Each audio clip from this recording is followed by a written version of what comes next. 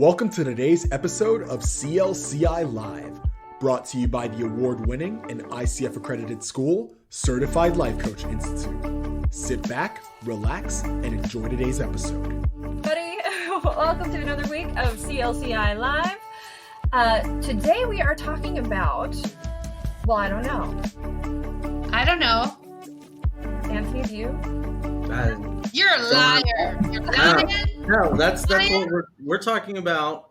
What happens if you're a coach and you're coaching someone and your client says, "I don't know." What? Tell the truth. And then you as a coach don't know what to do, and then you've got two people in a room who don't know what to do next, and everything derails, and you quit coaching for the rest of your life. And That's Oh my gosh, that went south rather fast. really that's why fast. it's important for our listeners to watch this episode and to find out what to do when a client says, "I don't know." Yeah, that's what we, as people come in and check us out. I'm gonna duck out for a moment. I'll be right back. Have fun, All right, goodbye. guys. So what do you think I don't know means when a client says, I don't know? I think they're Don't being think, a little. what does it mean? No, I'm just It kidding. means it means that they're being lazy and Lazy. well, like sometimes after a long day of work and maybe fighting with your spouse or your kids getting in your hair or your boss, jamming work down your throat, you just don't want to think. But you have a session with your coach at the end of a day, and you're just like, okay, I guess I'll go to this because I'm holding myself responsible. I'll go to this coaching session, and your coach just keeps asking you these insightful questions, and your brain's not there. I'm not sure we should let Anthony talk. I'm like, down the negative Nelly path today. I'm just giving one Oh my example. gosh. I'm just giving one example of what could happen to a client who's had a very long day and their brain is just not firing on all cylinders. Yeah. And if you ask them a very either open-ended question or detailed question, sometimes the answer is, I don't know. Their brain just doesn't want to think of an answer, even though there probably is an answer. Well, and that's something so like this can happen on several levels, right? And it can happen. I experienced this recently, actually. So one of the things we have to deal with as a coach, or we do as coaches, is we go, okay, let's set a session contract. What do you want to work on today? And I had a client say, and she didn't say I don't know. She just did not know.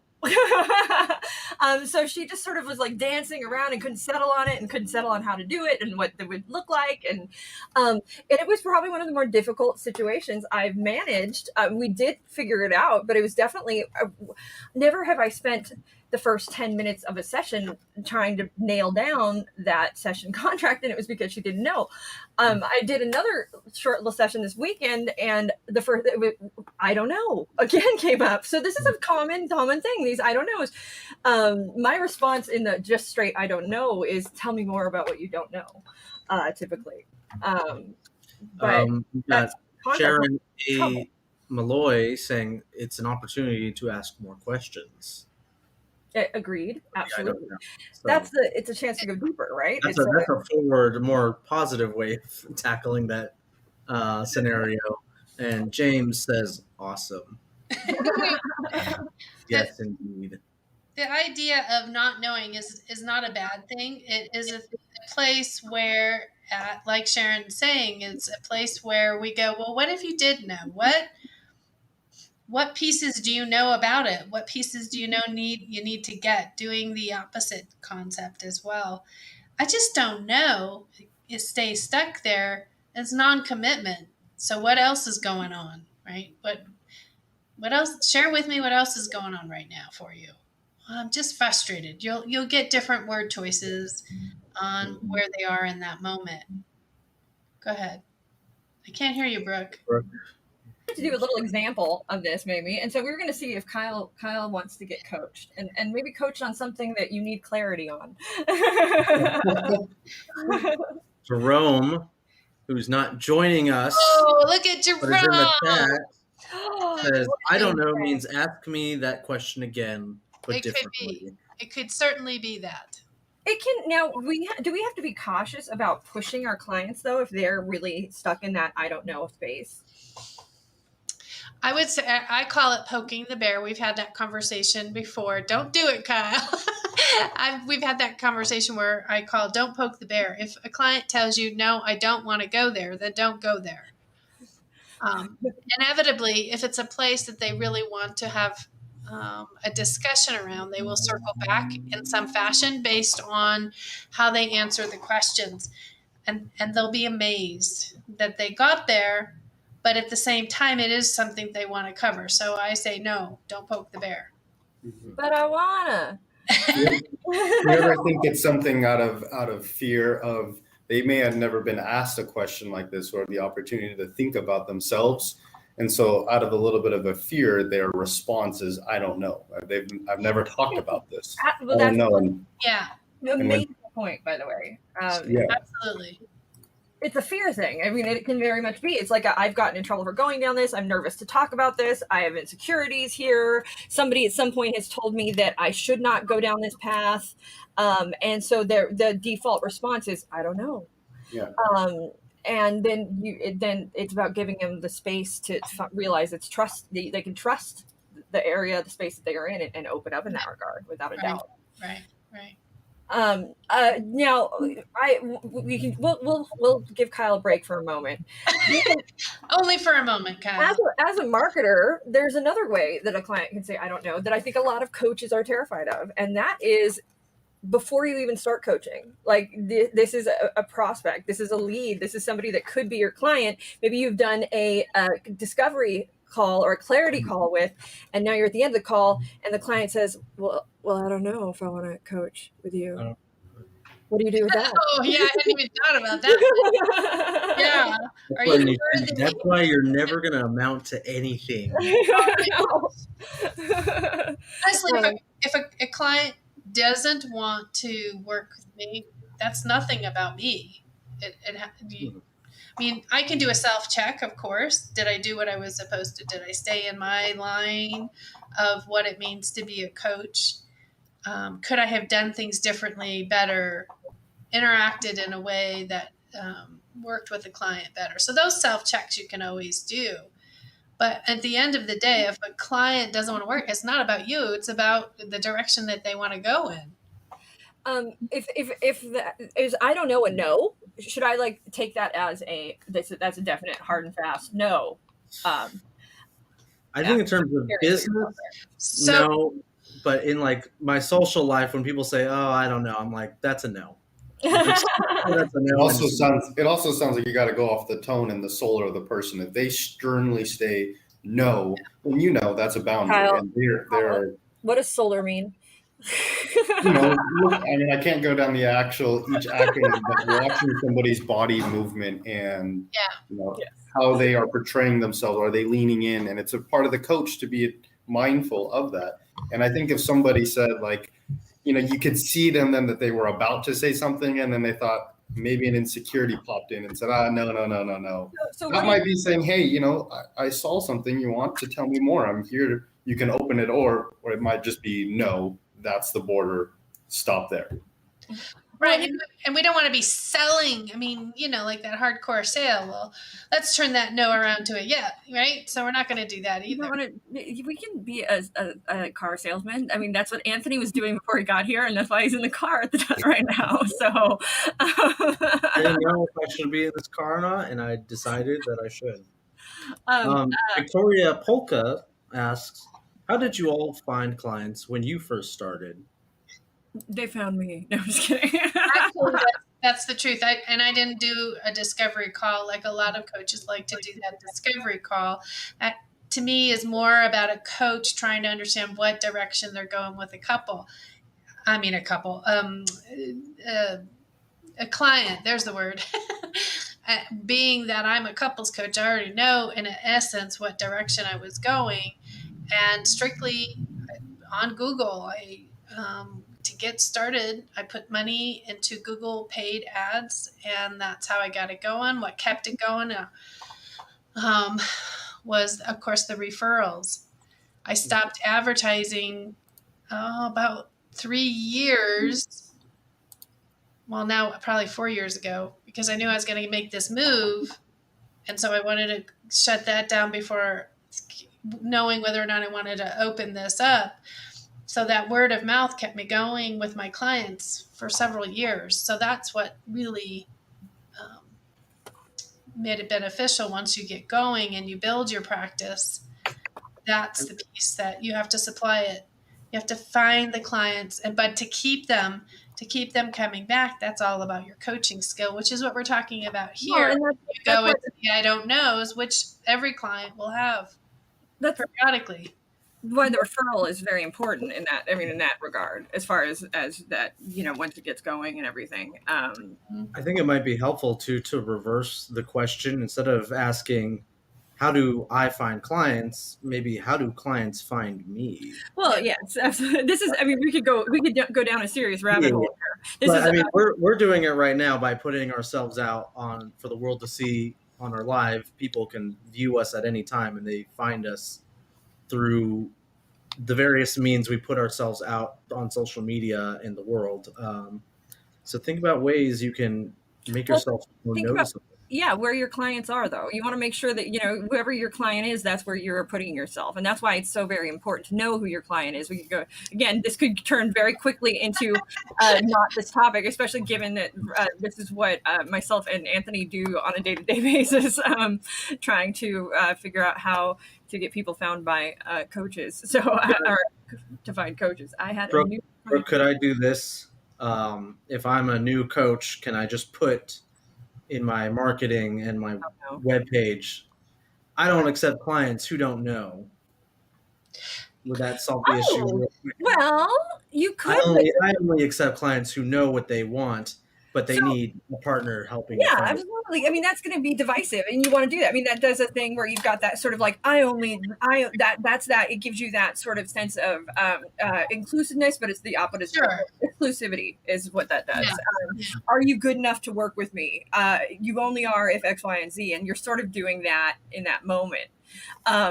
Which is also, it's not a bad approach for a coach either, because as coaches, that's one of the things I wanted to talk about when we were talking about this concept of if a client comes in and they don't know what that contract is, they don't know what they want to work on. If they have, if that answer is truly like nothing, or I don't have anything, you shouldn't have a session, really, right? You should be like, well, okay, well then come back when you've got something you want to work on with me, and that's okay to do that. Oh, this brings me back to something because we were talking about in the intake session. What if a client or potential client says, "Oh, I don't know if I should do coaching." If it's a common occurrence where you keep on getting people on the edge of maybe trying to coach with you, maybe there's something about how you market or advertise yourselves or present yourself that maybe needs working on. But I was also going to ask Brooke, maybe there could be a freebie that you give to people, like, okay, well, here's a freebie or this homework thing to work on. You can use this tool, on your free time, and if you find it useful, great. But I would suggest that the freebie answer their questions, but also create more questions. No, that's what that is what the life wheel is. That is actually what Tony Robbins is probably he does this probably better than most people in this world out there. Is because literally the way his marketing works is that you go in, you fill out a questionnaire. That questionnaire, depending on how you answer that, it then sorts you into what your issue is, what the single greatest thing you want to work on, and then you're put down that marketing pipeline that only speaks to that issue, which is kind of amazing. But what does he do? By virtue of putting out this thing where you ask people, where am I happiest? Where am I saddest? Where am I most fulfilled? Where is life good? Where does life suck? It really, what that does is highlights for me, the client, oh man, I really need to work in this area. This is what I could work on my coach with. I could find balance here. This is a great thing for you. So by giving out that kind of freebie before you have them come to your office, even what that does is sort of, it creates a reason and a return on investment for you, the coach, before they even walk through your door. Which is why a lot of coaches, executive and otherwise, use different assessments, because you come in, you take an assessment. There's the DISC that I was mentioning in private to us before. There's the Myers-Briggs, on down the litany of different coaching tools, to business tools, the 360 and the 1010s and all of those tools. That's a place where you launch a conversation around. I just had a whole bunch of words thrown at me. I have no idea what any of them mean. Like 360s and discs. Well, they're all assessments, right? They're all different assessments. Yeah.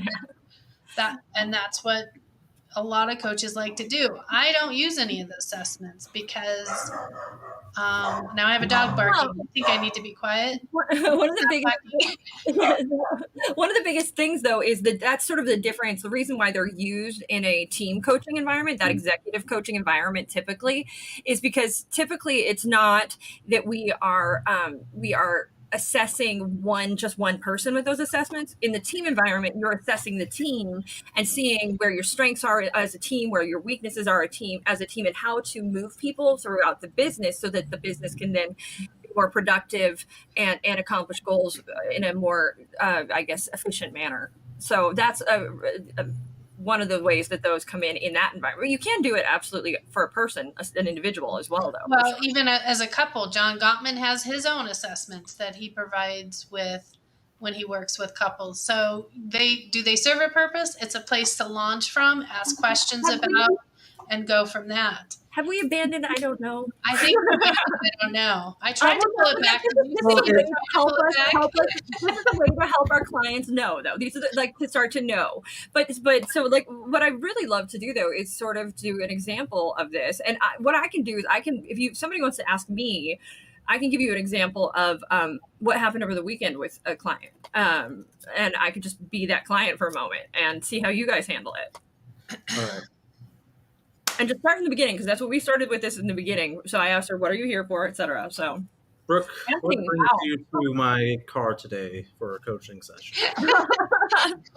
I'm going to give you I'm having trouble. I'd like to be more motivated. You'd like to be more motivated. Motivated in general, or more motivated towards a certain sort of goal? I guess motivated in general. Just motivated in general. Mm-hmm. Is it a lack of... Oh, you're not coaching. You almost didn't coach. I'm going to catch myself. Yeah, that's a leading question, right? I'm not going to go down that route. Yeah. I'm going to... Let's rewind time.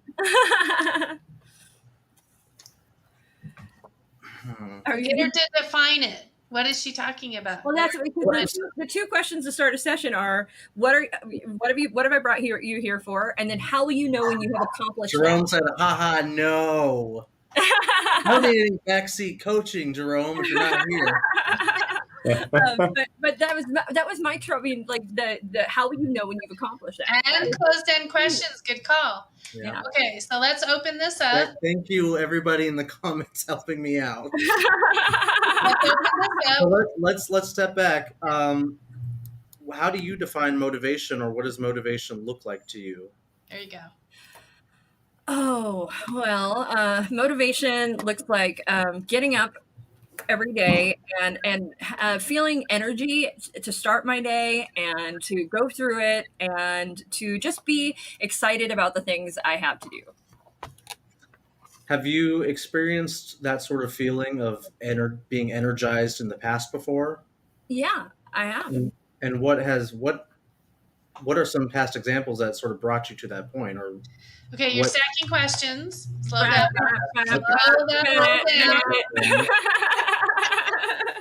No stacking questions. Mm-hmm. Okay, so I'm a question stacker. I'm trying to be better about it. I'm being coached as I am coaching someone else. This is meta coaching. I just want to jump in and coach Lisa on her coaching me. This is good because they get to see where all this comes from. So think about what she said so far. Just recap it. What has she said so far? So you have felt moments in the past where you've gotten up, woken up, felt energized throughout the day and ready to tackle your agenda or your list or whatever you have planned. What about those times in those past made you feel motivated? I don't know.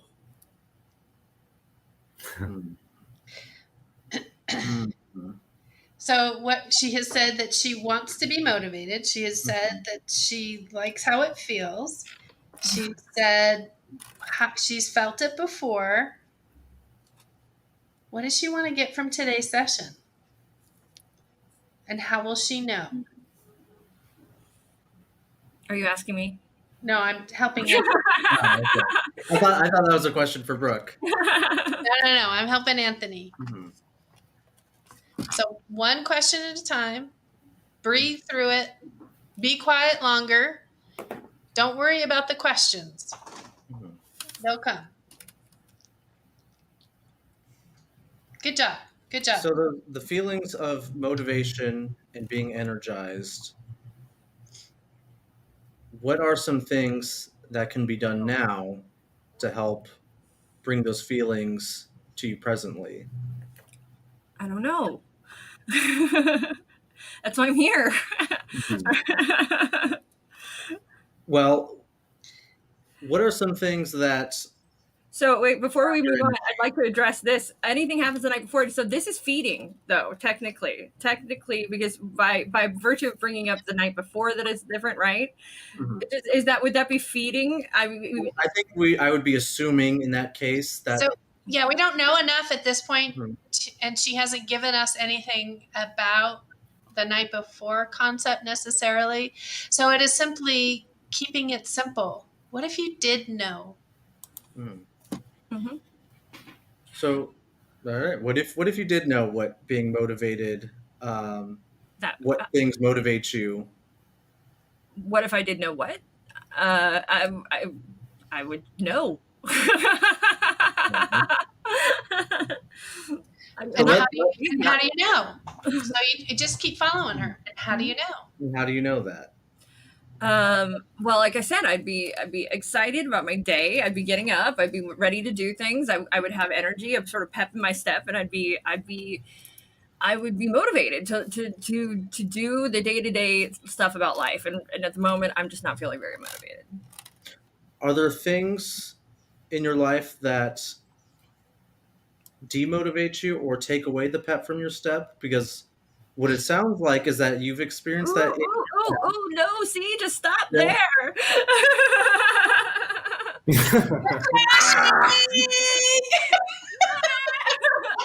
I can see why you had a very hard time with this, Brooke. Well, no, but you don't, because you're feeding. It can be difficult, right? But you're feeding. You want to feed them answers. You want to help them, but you just have to sit in that silence and just let them. In Anthony's defense, he knows you pretty well. But I can stay quiet. I mean, I'm pulling from genuine. Like this is a real thing. I'm not making this up right now. I might be making your life a little more difficult, but for the point of this, Kyle, do you want to try? We're gonna give Anthony a break. Anthony, I'll be the client. Hold on, let me think of a better way to phrase this. So as you continue on your day, and we're imagining the motivated Brooke and the motivated day, what are some other things that happen in your day that feed into this motivation? Well, my day hasn't really started yet. Like, I mean, I want to be motivated when I get out of bed. Like, I want to be motivated early. Like, I want to wake up with that pep in my step if I can. I mean, okay, there might be some things I can do to make ensure that I get the pep in my step. Now you're helping me too much, Brooke. You're throwing me too many bones now. Well, no.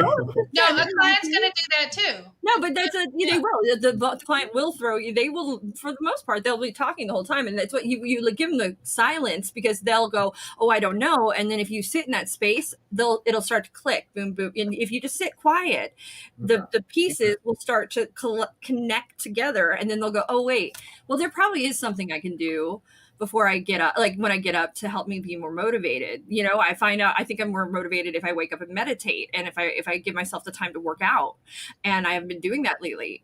So that would probably help a great deal with my level of motivation throughout my day. I see what my problem was in the realm of questioning. I think I was assuming that there were blocks there when there probably may not have been. And I was creating problems when there might not have been problems. Yep, and that's the inserting your exactly, because it can be very simple. That's why you just gotta just be curious. Kyle, you want me to coach you? Can I coach Kyle? I've been trying to coach Kyle for weeks now. And to people in the comments, I'm sorry if I'm infuriating you. So we have some great ones. Sue Bull said, "What brings you pep in your step?" Lori Wynn said, "Are there things you've eliminated as the reason for this change?" Like, nope, I still drink some.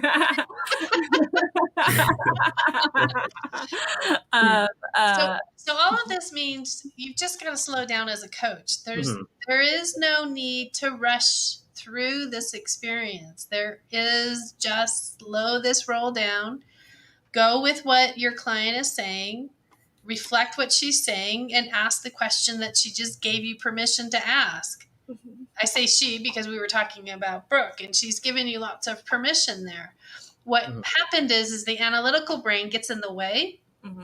I'm very analytical minded and wants to fix it and wants to help you solve this, because that's how we have, as a society, become built into this.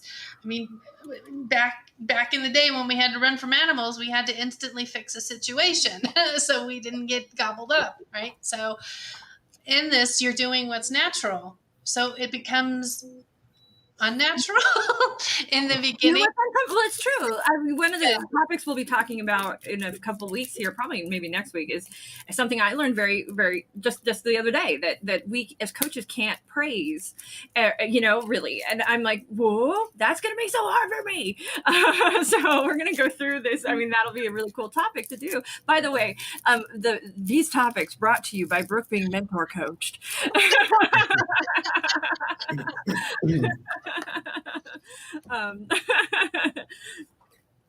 So Kyle, you ready? Ready. Here we go. Okay. Hello, Kyle. Good to see you. Welcome. Hi. Jerome says he doesn't see a seatbelt on me. Oh, yeah. Dangerous. Kyle, what brings you in today? What would you like to work on today? Let's see. I am looking to move soon, and so with all the stress of any move, that's what I'm here to talk about, to just relieve the stress of the upcoming changes that are happening. So what I hear you saying is that you're moving soon and you are looking to relieve some of the stress that is around that move. How in this session, what can we do in this session? How will you know when you have accomplished that goal in this session? I don't know. I want to have the feeling in my stomach be relieved, this pit of uncertainty, and maybe being more certain in the next step 1, 2, or 3 would help relieve the stress. So what I'm hearing you saying, as you've started out with, I don't know, but what I've heard you say now is that if you are more certain about the steps 1, 2, 3, it would alleviate some of the stress. Is that correct? That's, as I talked it out a little bit more, that's me how I feel, but I really don't know what I don't know. What is causing the stress besides me planning to move? So I'm hearing you say that you have the stress. You're not sure exactly what's causing it. You know that knowing the 1, 2, and 3 would help, but you're not sure if that is the source. Is that it? So in this session, with us working with each other here, what can we accomplish to help alleviate that stress for you, or that I don't know feeling? Can you ask me that question in another way? Absolutely. How can I best serve you in this session to alleviate this feeling of stress you have around moving? By helping me just think out loud and talking through the process and making sure whatever is in my mind is not this crazy, unlogical thought process, and that maybe it sounds like there's some sense to it, or there's some coherentness and logicalness. And if you were in my shoes, you would say, oh, okay, I get it. That's how you would move forward versus, nope, stop. I don't know what you're thinking. It's not a good idea. So what I'm hearing you say is you want to talk it through, and what would make this session successful is if we talked it through, and at the end of it, you felt secure about whatever your plan was. Yeah, I think I am a little afraid of what I don't know what's to come. Okay. So what's the first thing you want to talk about? Leaving everyone behind, leaving your friends, your family, your ties, I think people call it, leaving Anthony. Mm-hmm. So what about leaving causes you stress? Not being able to see people that maybe make you smile, or having conversations, or hearing how their lives are going, and laughing about the funny moments, celebrating the success, and plotting your next approach should there be a failure. And doing that with your parents or with your friends or with your loved ones, you lose that aspect of being in person when you leave to move states. And that's important to me. Do you lose it entirely?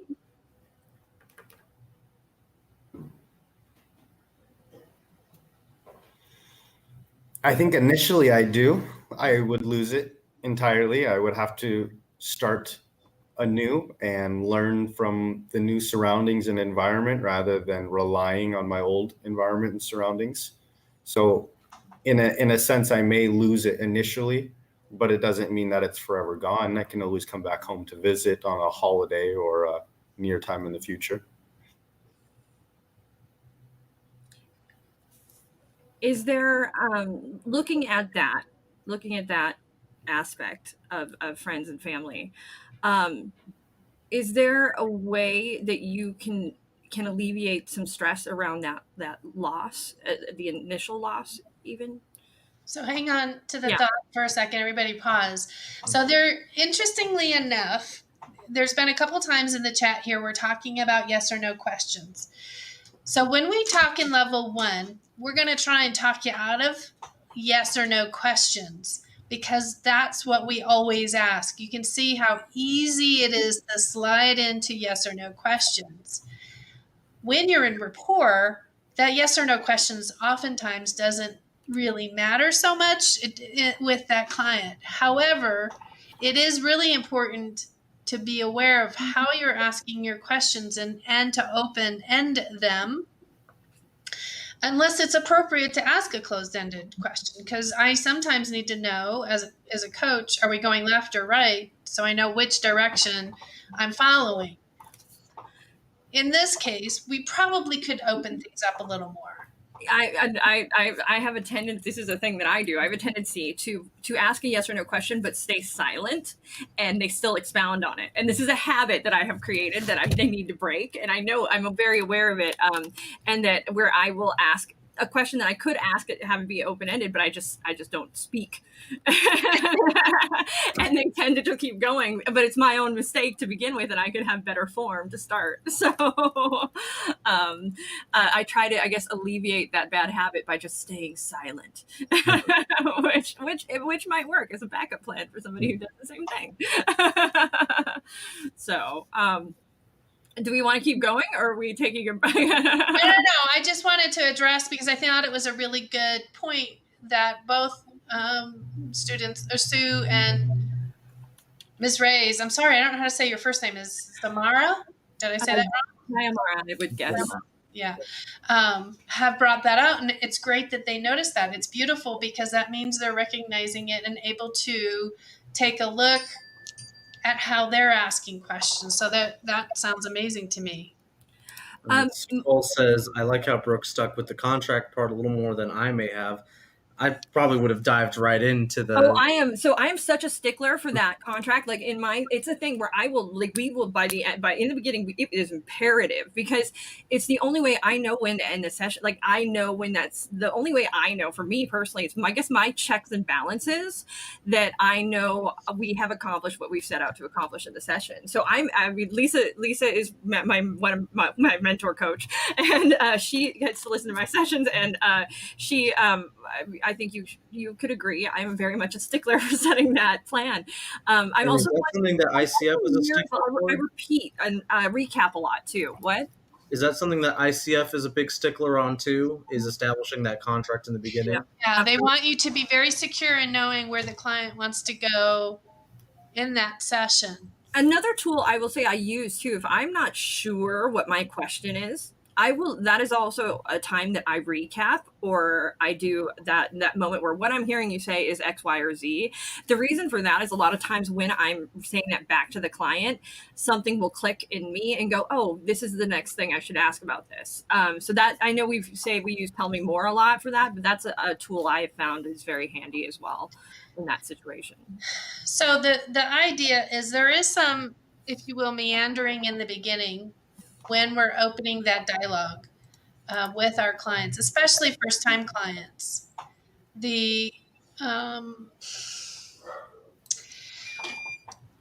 When we don't know our clients, we're trying to build that rapport, so we want to give them more space to discuss that concept of what's brought them in. As we're going along, what are you guys doing? As we're going along and that rapport gets built, it's easier and quicker each session because now they know each session that's going to be part of the routine. Is, you'll maybe catch me up from last week, the follow through, tell me where we're going today, and how will you know you've achieved that?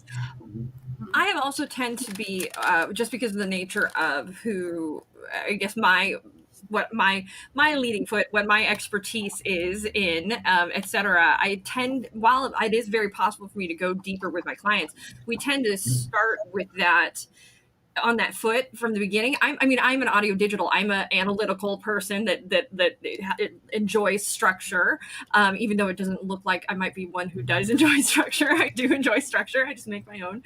And so having that tool in place for me is something that is it's a great way, again, for me to know that I have accomplished what I set out to accomplish within the session.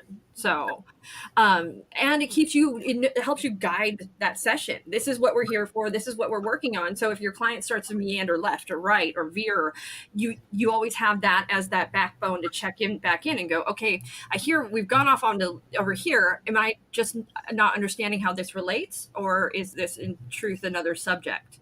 And then you get clarity again. Okay, are we going to work on this subject or this subject? And so that's about keeping your client focused as well. So, well, it's also working towards the achieved goal for the session and knowing what it is we're working on, because sometimes it does switch. I really want to work on this instead. How often have you been starting off and you've declared this is what we're talking about, this is the goal of the contract, and within the conversations opening another two? More often than not, because as they I've been using this word more lately, I'm not sure why, unpacking their information.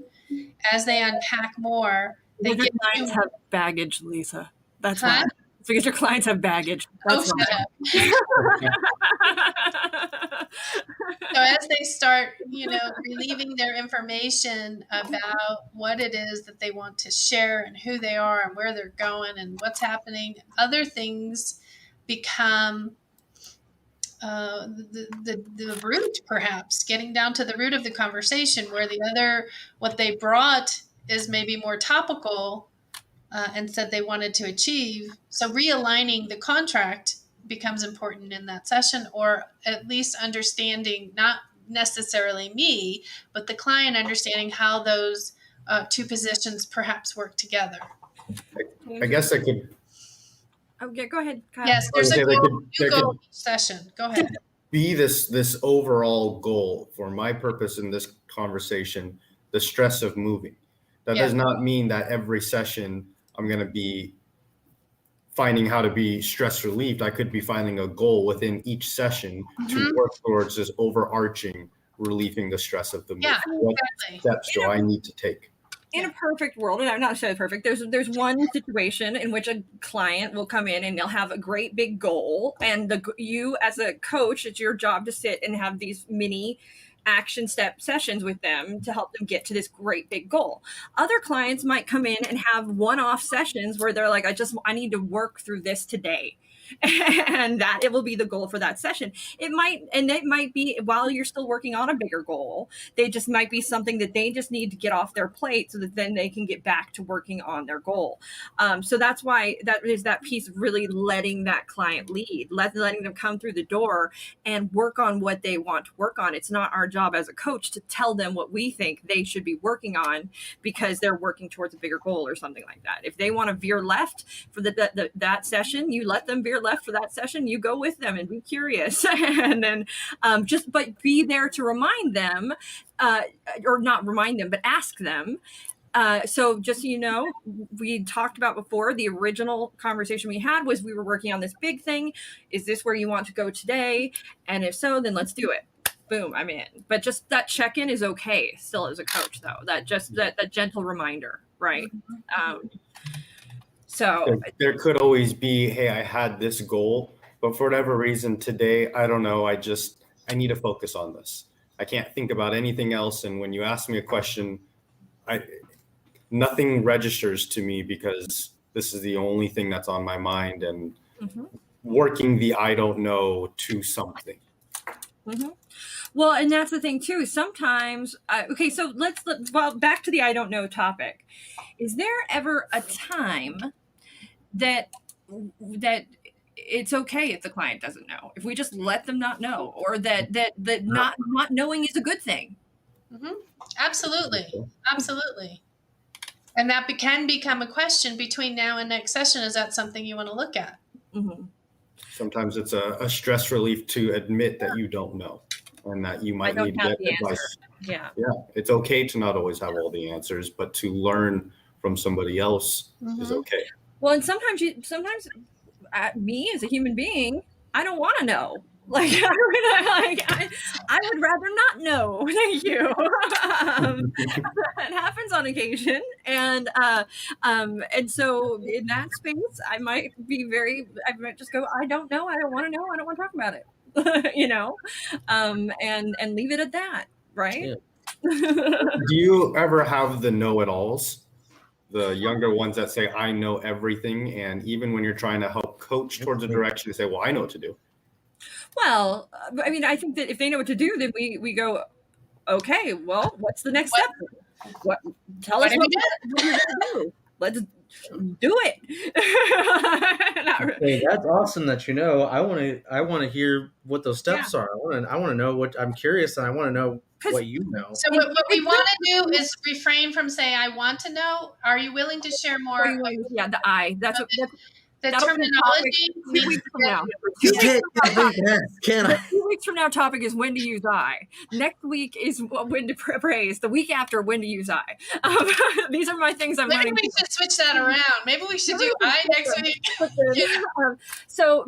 Just before you were saying that thing about the know-it-alls, we want to coach our clients to become know-it-alls. Like, we want them to learn that they are know-it-alls, right? At the end of the day, that's what our purpose is as a coach, is empowering it in them to realize they have all of the answers.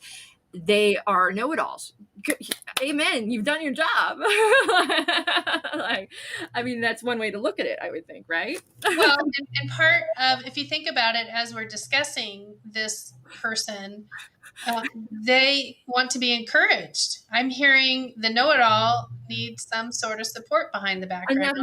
Isn't that what Kyle said, though, in the session? He said, I want to know if that through my plan or what have you, if at the end of it, I am bonkers, or if I am valid and what I'm thinking my plan, I'm not a crazy person, and this is a logical step of events, and that's that sounding board, that moment of that validation. Like I just want to get it out there, find out if I'm bananas, and if I'm not, then move forward. And this also kind of overlaps with the topic of like not praising your client, because sometimes coaches like to be cheerleaders and say, no, you're not crazy. Well, that's your validation piece, which we don't, but let's go into this, because I'm telling you a rabbit hole, because I'm thinking. Yeah, I'm just framing this really quickly, that sometimes with the I don't know, the coach wants to confirm all the good things and say, no, you're not crazy. No, you're not this. No, you know what you're doing. You're a cheerleader. You can't do that. You can't do that. Sometimes you have to let them sit with the I don't know. Sometimes you just can't do it, period. This is my shock. This is my like, what? Breaks, oh my God, moment I had the other day. Wait, I can't say good job to my client? No, I can't say good job. What? And that my job. And so what was shocking to you about that?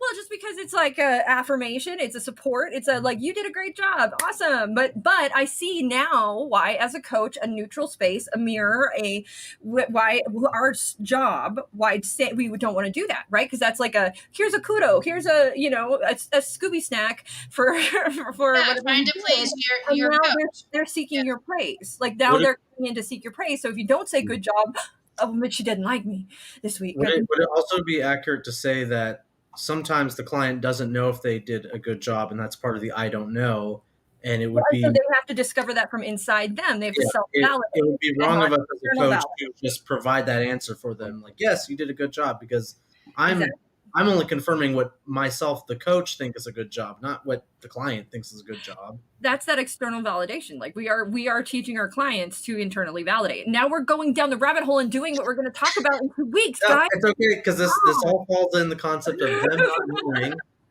if they did a good job or not, or if they will do a good job. So and it's our job to do that, to tell them if that's the case. I'll give you more details on this topic in the next weeks. This is a little like taster of what we will be talking about in either next week or the week after, because now I don't know the order, because somebody said we should switch them. And Kyle, I feel like I've left you hanging. We will have to actually do a real true to God coaching session. Laura, that's a great question. Do we set the expectation that we're not going to give approval or well, we're going to do validation, absolutely, but we're not going to do approval, right? We're us saying, as Brooke was speaking about, good job means now that they have to seek our approval. That's not what this is about. The validation piece is that reflection and that recapturing what they're saying.